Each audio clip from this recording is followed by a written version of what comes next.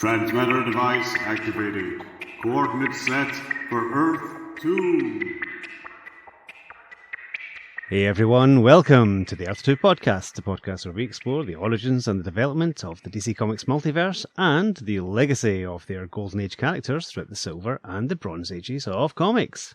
I'm Peter Watson. And I'm David Steele. Welcome back. Thank you for joining us. Now, it's only our third episode of 2022, but we are doing our first flashback episode of this year. We are flashing all the way back to the 22nd of August, 1961, to do a story from issue 49 of House of Secrets. It's a story starring the character of Mark Merlin. Hey. Who is Mark Merlin? I hear you exclaim. Pete, do you want to tell everyone who Mark Merlin is? Sure. I think Mark Merlin is probably best summed up by, if you imagine a Silver Age version of John Constantine, then that's pretty much Mark Merlin. That's He's fair. kind of like a supernatural investigator. If you combine him with Dr. 13, then that's pretty much who Mark Merlin is. He's basically a supernatural investigator, with a sidekick, obviously. Mm-hmm. As well as having some mystical powers himself, he also debunks people with mystic powers and also fights people with mystic powers. It's very exciting. It's very good stuff and a lot of fun, and also really kind of weird. You get a really weird mix of different types of stories with Mark Merlin. Yeah. So it's always entertaining, always fun. He's a very long-lived character. He ran for quite a while, didn't he? Yeah, he first appeared in House of Secrets number 23. That came out in June 1959.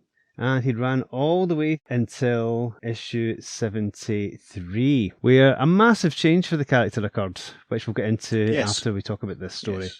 In the meantime, here is some more history of Mark Merlin. Basically, he began his career by solving his uncle's murder and inherited his mansion, magical curios, and his assistant, Elsa. He continued his interest in the occult and became a skilled magician who used a magic eye to cast illusions. He and Elsa spent their lives dedicated to exposing fakes and battling the supernatural. During one of his early adventures, he discovered a mystical cat-headed amulet, which enabled him to transfer his mind into a black cat named Memakata, whom he found in the tomb of the pharaoh of the same name. In times of danger, he would mind hop between Memakata's body and his own. That would be so useful. So yeah, that's kind of the setup for Mark Merlin. Yeah.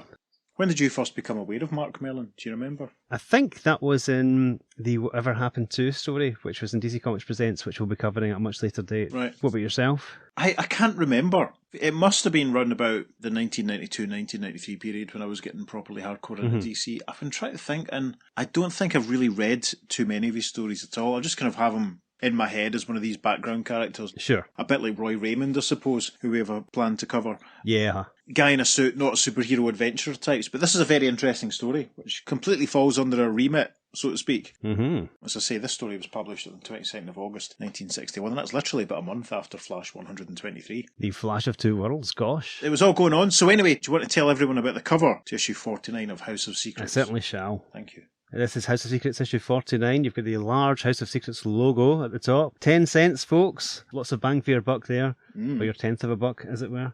The main part of the cover is taken up with a swirling blue vortex.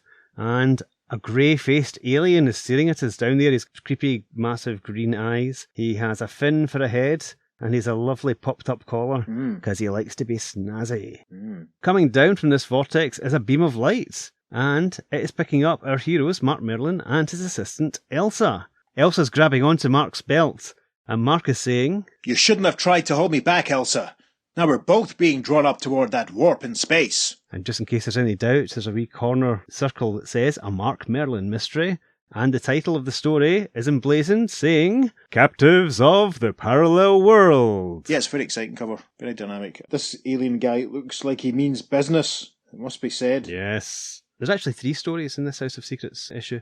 The first one deals with a boy who can create rainbow bridges, which is an interesting little thing. All right, Yeah. that's very topical. Yep, very Asgardian, but there we are. But anyway, this is the third story. The opening splash page of the Mark Merlin story. Large image of Mark with Elsa. Mark, we should describe him, he's wearing a kind of brown jacket, blue jeans, brown boots that his jeans are tucked into. Elsa's wearing a red dress with a sort of white scarf, short blonde hair. Mark is a brunette. They're standing with an alien figure, and Mark is blowing a big puff of air, which is dislodging some other aliens from a car. Mm-hmm. It looks like a fancy, nice Batmobile, to be honest, with a big spike at the front, and it's flowing through the air, and Mark's blowing at it, and it's tipping out. And as all this is going on, Elsa is saying, Luckily for us, Mark acquired superpowers in this dimension, so he could stop our pursuers by blowing their vehicle into the air. And we have a text box at the top of this page which says, Imagine another world no farther away than your fingertips, embracing us on every side.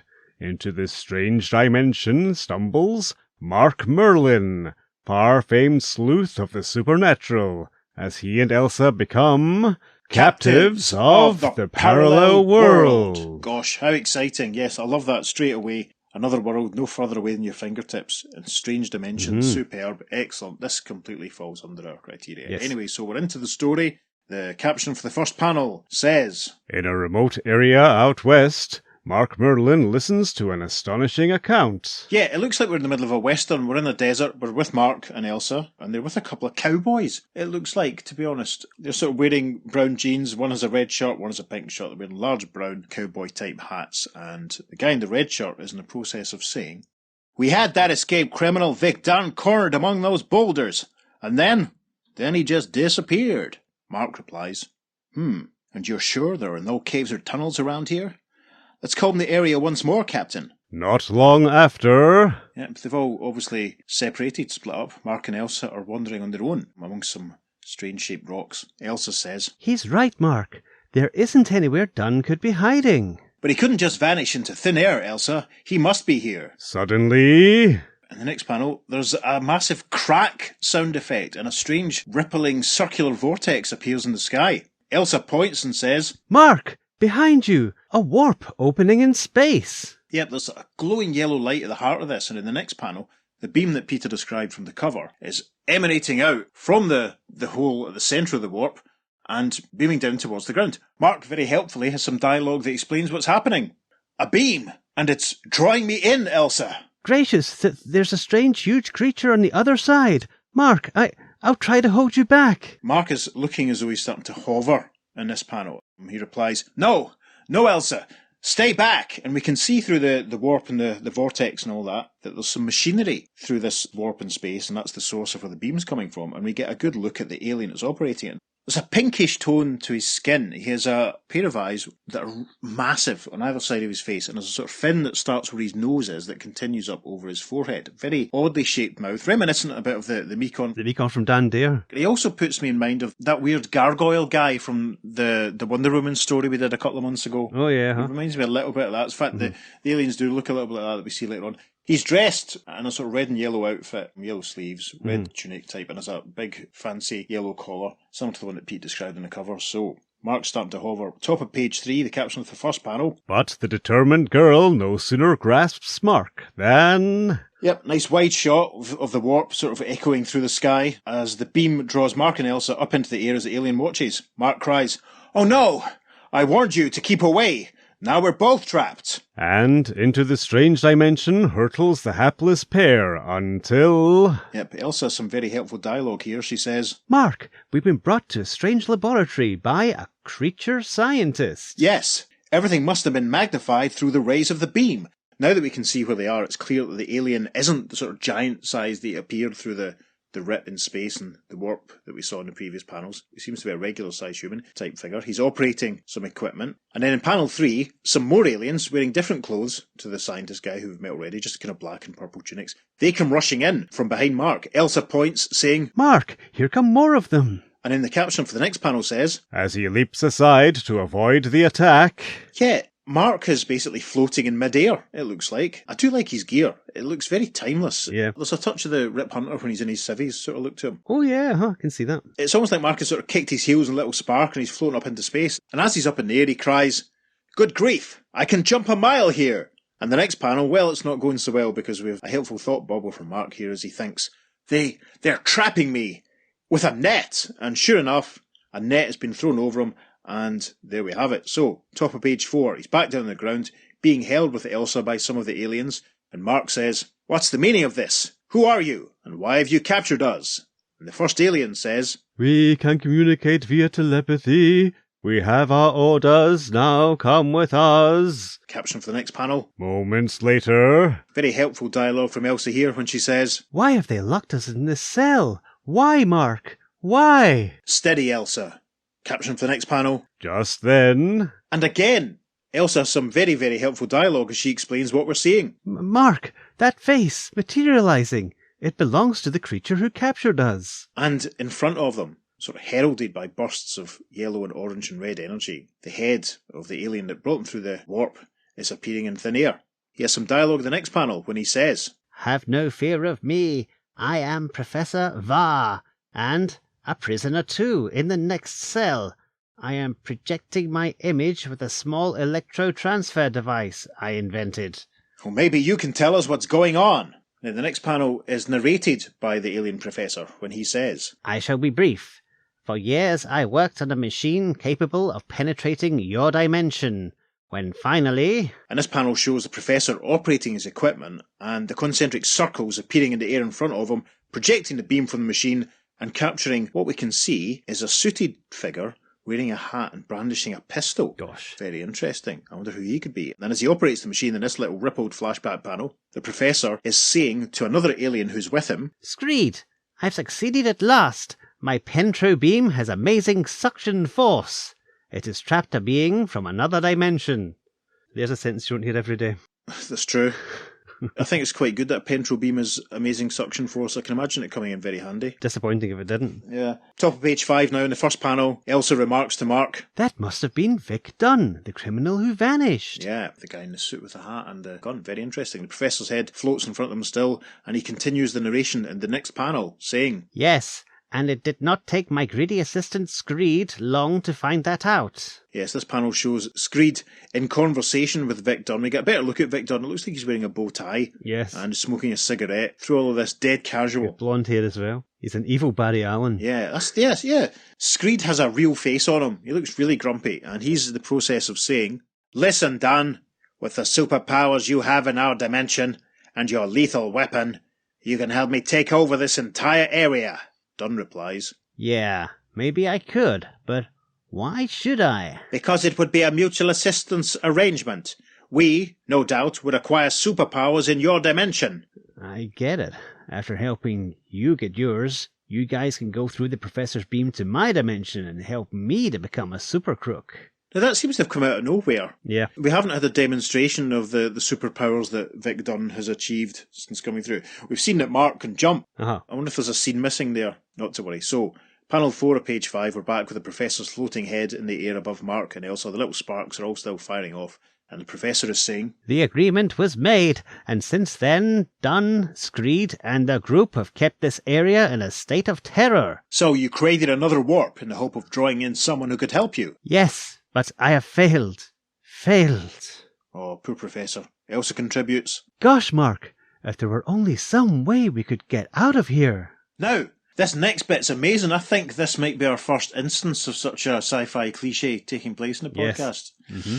I'm not sure which at this late stage of the game, 80-odd episodes, is quite something. So the caption of the final panel of page 5 says, In tearful despair, Var's image disappears. And then we notice that Mark is pointing up to a massive sort of square structure in the wall of the cell. Looks like a bit of an opening. And he says, There may be a way out, Elsa. Through that ventilator. But how can we reach it? And on top of page 6 in the first panel, Mark leaps up into the air, saying, You forgot our jumping ability in this dimension. Come on, Elsa. And Elsa leaps up after him. So, caption for the next panel. Then, after crawling through the duct to the adjoining cell... And this panel shows Elsa and Mark leaping into the air, bearing Professor Var with them, and heading for the ventilation shaft again. Mark is saying, Hold tight, Professor. We'll have you out of here in a jiffy. It's worth pointing out as well, we're recording this around Christmas time, so it's very Die Hard appropriate that this is what we're talking about. I've never seen Die Hard. You've never seen Die Hard? Never seen Die Hard. Right, okay, well, I'm not putting that bit in. I don't want ridicule from our listeners. It was only last week that I watched the first 2 Home Alone movies for the first time. My goodness. I know. Oh well. Back to the plot then. And then the caption for panel 3 of page 6 says, Soon... And the Professor, Elsa and Mark looking very youthful and glamorous and very handsome and pretty, it must be said. They've managed to escape the building they were being held in, and they're out now in the city, so a cracking shot of some of the architecture behind them. Very, very interesting. The Professor is saying, We are free, but What can we do? This entire area is under the control of Screed and Dunn. Screed and Dunn supported menswear at the Leeds cockpit in 1996. Gosh, were you there? No. Mark replies, "I've got an idea, Professor, but we'll have to get back to your lab and put it into action. Let's go." Caption for the next panel. But no sooner do they start than... Yep, it's a great long shot showing even more of the amazing architecture in this other dimension. And there's the car that we saw in the splash panel. It's speeding along the bridge roadway towards them. The Professor says, "It is useless. Here come some of Screed's followers." Close up of the Professor and Elsa and Mark in the next panel. Mark says, "Just a minute, Professor. You said Screed mentioned Dunn's superpowers. He couldn't only have meant his ability to leap high. Let's see." Taking a deep breath, Mark exhales. Yeah, and we're back where basically we were in the splash panel with Mark exhaling and blowing this car up into the air. The 4 aliens that are in this very smart sedan vehicle, they look very perturbed. There's a great whoosh sound effect as Mark breathes the air at them, and Elsa comments, "You were right. We have a lot of superpowers here, Mark." "That's an interesting thing. I'm sure we've had something like that before when someone's travelled to another dimension and had a little bit more powers than they had previously. I wish I could remember. I'm trying to think if there's been anything specific in any of the stories that we've done. Oh, there's Jimmy becoming Steelman Of course. in the Earth X that wasn't actually called Earth X in the story. Yeah. That'll be the one I'm thinking of, aye. Right, so, back to the plot. Top of page 7, the caption for the first panel. Without a moment's loss of time, the trio reaches the lab, where... Yep, we see Mark, Elsa and the Professor standing at the Professor's laboratory, and the Professor says, "What is your plan, Merlin?" "This. You will send us back to our own dimension at once, where I will summon lawmen with many weapons like Dunn's. Then, when you bring us back, we'll not only capture our own criminal, but help you put Screed behind bars." "But that is impossible. I have not yet perfected the reverse mechanism to return anyone to your dimension." Gosh, that's a bit useless. Caption for panel 3. Meanwhile... We're back with Vic Dunn and Screed and their gang. So Screed, I'm guessing, must be the guy in the black tunic. I think that's probably how we differentiate him from the others. So another alien is walking into the room and he's saying, "Professor Va and the others have escaped." Dunn replies, "Oh yeah? Well, I've got a pretty strong hunch where they went. Come on." Caption for the next panel. Not long after, as the harried scientist works desperately to complete his device... Yep, a nice long distant aerial shot here of the Professor at work in his laboratory. Mark and Elsa with him. And then Vic Dunn, Screed and the other aliens emerge from the right. Elsa sees them coming and says, "Mark, we're too late. They're here." Vic Dunn replies, "Right. And no tricks, all of you. Remember, I've got the same powers as you, and a gun besides." Mark moves towards him in the next panel saying, "Dunn, you're a fool. Don't you realise that Screed and his pals are double-crossing you?" "Huh? What do you mean?" "Screed had no intention of ever helping you in our dimension, because he knew all along that the Professor never perfected the return mechanism." Dunn turns to Screed and says, "Screed, is that true?" Caption for the first panel on page 8. Screed's hand snakes out, seizes the startled thug's gun. Everyone looks a little bit panicked in this panel, as Screed has grabbed Dunn's pistol and says, "With this powerful weapon in my possession, I no longer require your services." Dunn says, "Merlin, do something. He'll kill us all." "Ha ha! Not even your amazing powers are as swift as the deadly missiles in this wonderful weapon." Elsa, very concerned in the next panel, says, He's right, Mark. We're finished this time." Maybe not, Elsa." Caption for the next panel. With lightning speed, Mark Merlin's fist crashes into the nearby post. And there's a crash as Mark punches the support pillar for the equipment that they were standing in front of the last couple of panels. It's sort of, you can see it lingering in the background of the first 3 panels of page 8. And as this post snaps, all the equipment that was holding up falls down towards Screed and his pals. Screed cries, "The shelf above us! It is collapsing!" Caption for the final panel on page 8. Taking advantage of the diversion, Mark leaps forward and... Yep, it looks like he punches and pinches at Screed, knocks the gun out of his hand, saying, "I'll take care of this, Screed." And so we arrive in the first panel of page 9. The Professor is working on his equipment in the background. Mark is pointing the gun at Screed and his pals, and Mark says, "Professor, you keep working on your reverse mechanism while I deliver Screed and his pals to our former cells." And the baddies all start walking off. Panel 2 has a caption that says, But Mark's hopes are blasted when he returns. Yeah, back at the lab, Mark and Elsa talking to the Professor, and Professor Var says, "Merlin, the mechanism is complete, but my machine, it is in the point of exploding."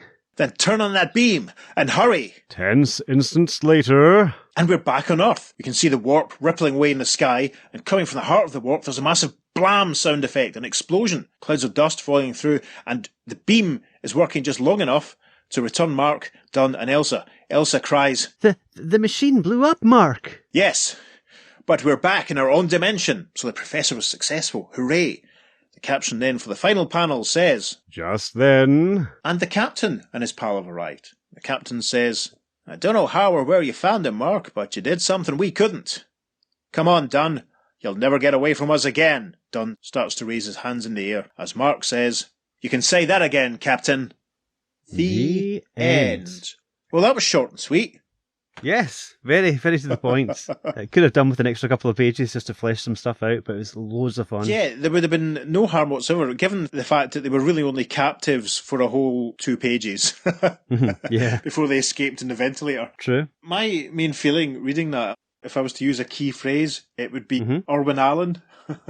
Yeah, I can see that. Do you know what I mean? It could have been an episode of Land of the Giants or Lost in Space or Voyage to the Bottom of the Sea quite easily. I think the city and the architecture reminded me a lot of the Forbidden Planet movie. Some of it was very reminiscent of that. Also, of, as we say quite a lot, is the Dalek city as well. Yes. From Scarrow that we've mentioned quite a lot of the futuristic cities looking like. Yeah, that's obviously the default, I think, for futuristic cities at this point. But the big futuristic roads and things coming from it, that definitely reminds me of the Forbidden Planet movie. It was a nice, fun little runaround for 9 pages. It didn't do any harm. Yeah. I liked the acquisition of weird powers in the other dimension. It would have been nice to have a little bit more on that if we'd, as you say, maybe a couple more pages to flesh out what Vic Dunn's experience was. Yep. I thought the artwork at points, some of the faces looked a bit Steve Ditko. Yes, I can see that. Especially Vic Dunn when he was having a bit of a sourpuss on him. Yeah, it is Mort Meskin who did the art for this one with George Russo inks. Right. I don't have a credit for the writer. I see. That's a pity. It did the job. It didn't outstay its welcome. I liked it returning to the point where they started just in time to capture the baddie. No, it was cool. I liked the idea of the ambitious, untrustworthy second in command on the alien world taking advantage of the guy with powers from another dimension turning up. That was a lot of fun. Funnily enough, in the Star Wars Droids cartoon, I think it is, there's a recurring villain called Screed, who's obviously an Imperial. I haven't watched that in decades, but I remember the character's name. So that completely reminded me of that as I was reading this. Interesting.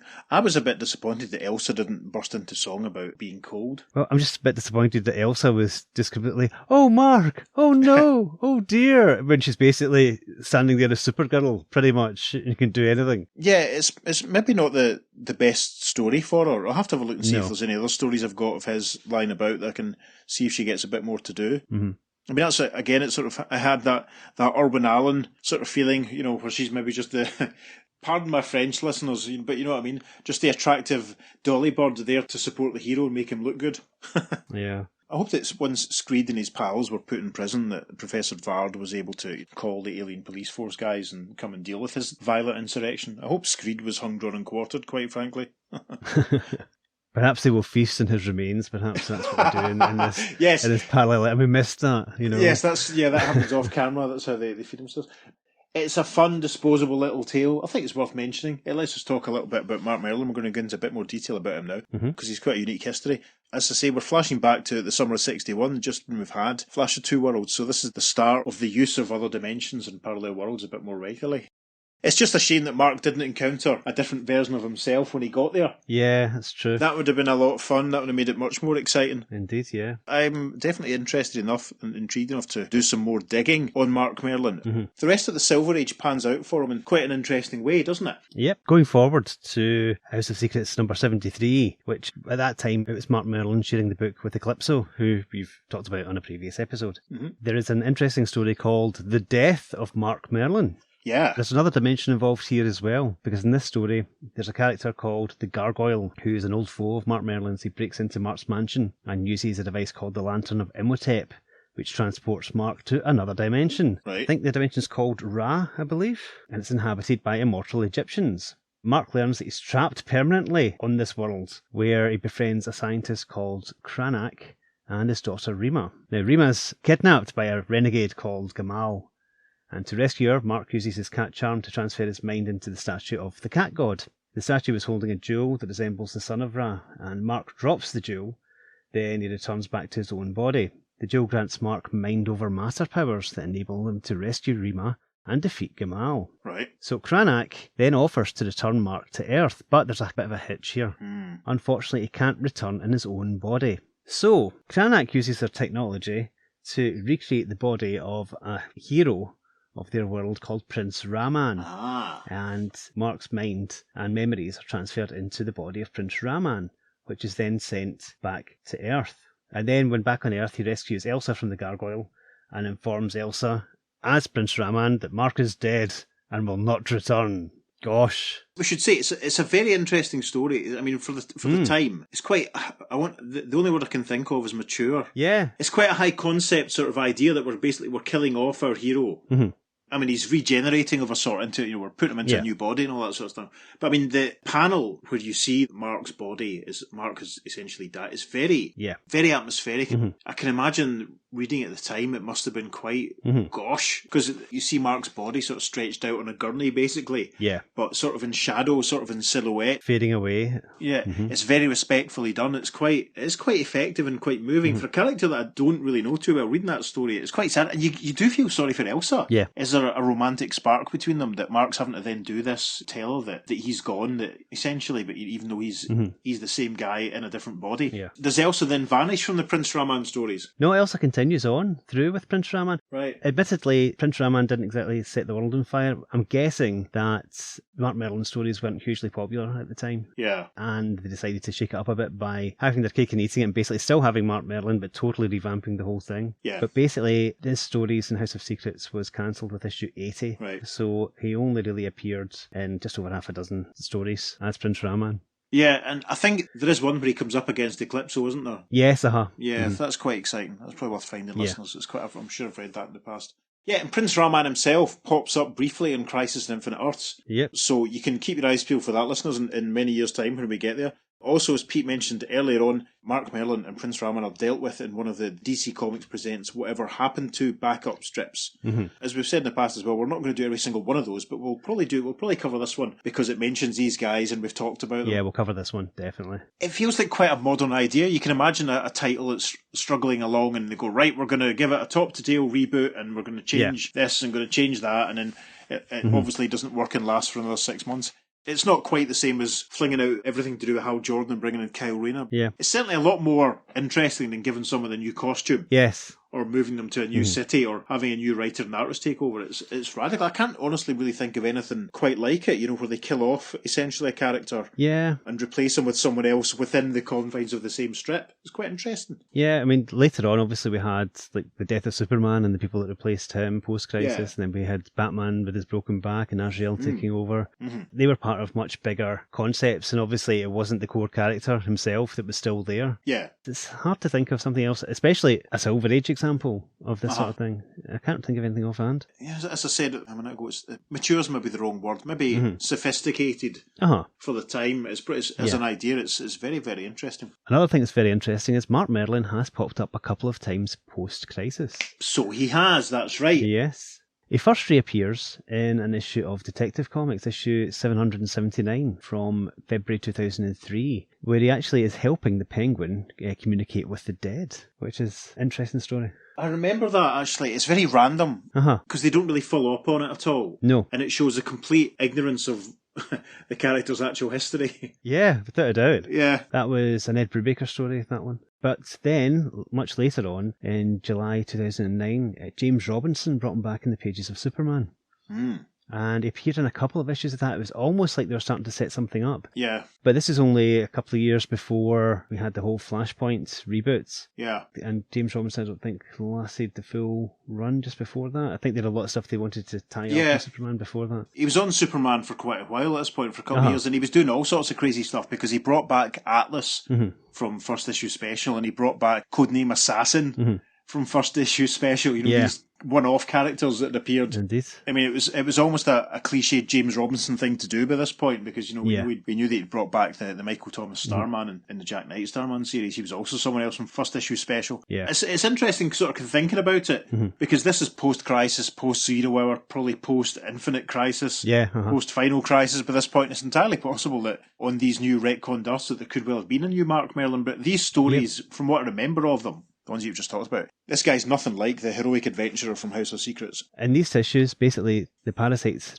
draining the magical abilities of Zatara, and it was Mark Merlin who rescued him, Right. and then tried to recruit Zatara in a mission to find the missing Prince Raman. Ah, well, that is interesting. And absolutely nothing becomes of this story. Maybe we should write to James Robinson and ask them to do something about it. When we do our DC comic, we'll follow up in this story. Well, I mean, the interesting thing that's worth mentioning, because obviously James Robinson has been involved in the production of the Stargirl TV series, and Mark Merlin is one of the characters that's been mentioned as having a movie out Yes. in the Stargirl universe. So, you know, maybe there'll be another reference to that in there at some point.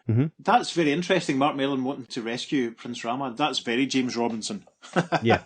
That is someone that knows his stuff, thinking, right, I'm going to write something that's a deep cut for all the obsessive old fanboys like me that will lap this crap up. And that's a shit. I mean, the new 52 has so many things to answer for, honestly. There's some good among the bad, but, you know, there's only some. Very little, if you ask me. If it denied us Mark Merlin and Prince Raman coming back, then it certainly is a bad thing. Anyway.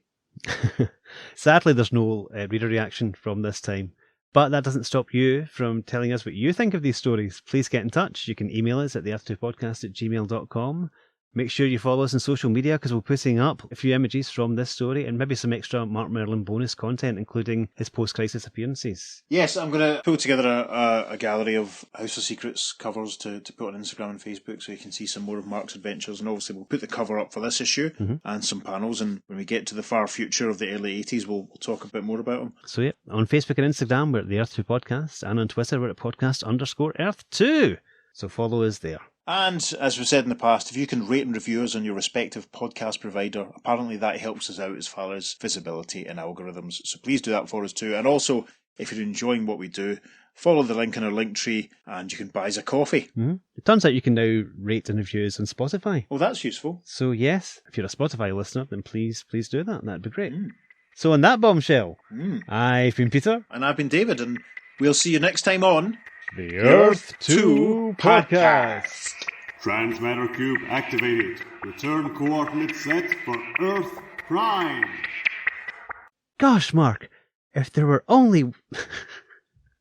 This is great, I love this. As Screed has grabbed Dunn's pistol and says...